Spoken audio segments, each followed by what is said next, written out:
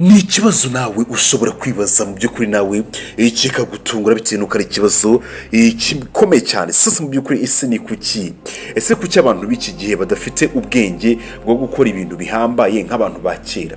Ese kuki abantu b'iki gihe batagitekereza ngo bagire ubwenge buri hejuru nk'abantu ba kera? Ese ko mu by'ukuri bisobanuye ko turi abantu tugize mu kinyejana cyo kugira abantu benshi babaswa ibiterwa n'iki? Ni ikibazo gikomeye kandi kireba impinduka mu mibanire nyine n'ikoranabuhanga n'uburezi. Dore impamvu rero zishobora nyine gutuma abantu b'iki gihe basa nk'abadafite ubwenge bwo gukora ibintu bihambaye nk'uko nyine byari bimeze kuva kera, cyangwa se byari bimeze kera na kare. No kuvuga ngo rero ikintu cya mbere harimo gutura mu buryo bworoshye. Burya ikoranabuhanga ryoroheje ubuzima cyane, bituma rero abantu benshi batagikoresha nyine imbaraga nyinshi mu guhanga udushya no gukemura ibibazo, ahubwo benshi basigaye bitabaza bimwe mu bikoresho byinshi byagiye biza. Ibi byose bikaba bifite ingaruka zikomeye ku mibereho ya muntu. Ikindi kiza ku mwanya wa kabiri harimo uburezi bushingiye ku gusubiramo aho guhanga.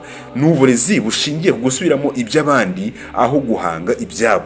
Aho rero kwigisha nyine gutekereza no guhanga ibisubizo, amashuri menshi yibanda nyine ku gusubiramo ibyo umuntu yabwiwe cyangwa se gusubiramo ibyo abandi bakoze. Ibyo byose ugasanga rero ari ugusubiramo atari ukwiga udushya. Ikindi kiza ku mwanya wa gatatu harimo gukura mu buryo butari uburyo bwa nyabwo. Ni ukuvuga ngo abantu benshi burya bakura nyine mu buzima butarimo ibibazo bikomeye cyangwa se imbogamizi zituma nyine bahatiriza nyine kugira nyine ubushobozi bwo guhanga ibisubizo. Ibi bivuga iki rero? Uko abana b'iki gihe basigaye bakura mu buzima bwiza bworoshye, byose bitiza umurindi cya kibazo, kigatuma abantu rero benshi bakura badafite ubwenge bwo guhanga udushya no kugira ubwenge nk'abantu ba kera. Ikindi kiza ku mwanya wa kane rero harimo kwitandukanya n'imico n'ubumenyi bwa kera.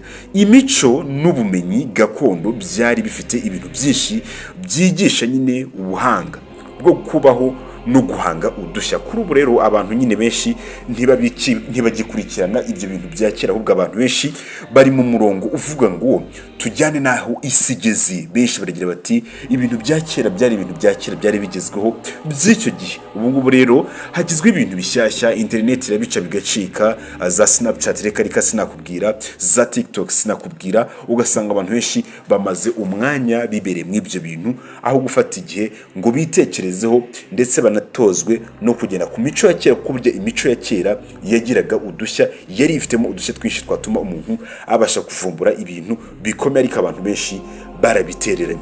Harimo n'umuco wo gusoma ibitabo wananiye benshi hano mu Rwanda kugira ngo